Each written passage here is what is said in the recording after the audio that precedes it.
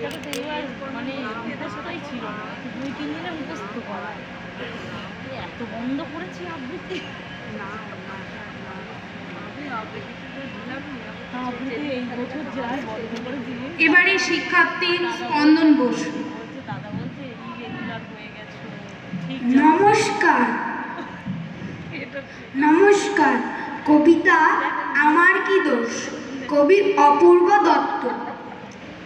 ক লিখতে কলম ভাঙিস, খ লিখতে খড়ম, 4 বছর এক ক্লাসে, শুনলে মেজাজ গরম।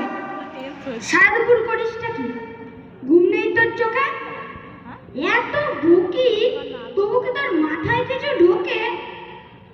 এই শুনে রাখ, লাস্ট ওয়ার্নিং, সময় দিলাম 6 মাস, এর মধ্যেই শিখতে হবে সন্ধি এবং সমাস। 6 মাস নেই আনন্দেতে দুহাত তুলে নাচছ, এরপরে তো ঘুম চটাবে, কারক বচন বাচ্চ।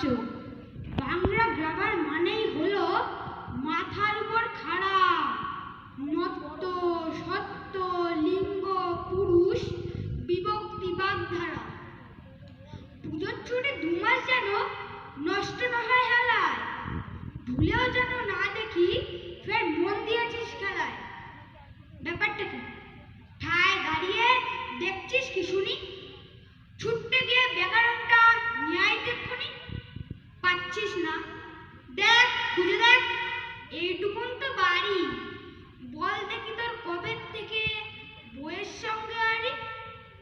মিথ্যে মিথ্যে বকছো আমায়, ভাবছো আমি বোকা, আমার কি দোষ, বই তো কবেই কেটেছে ওই পোকা। নমস্কার।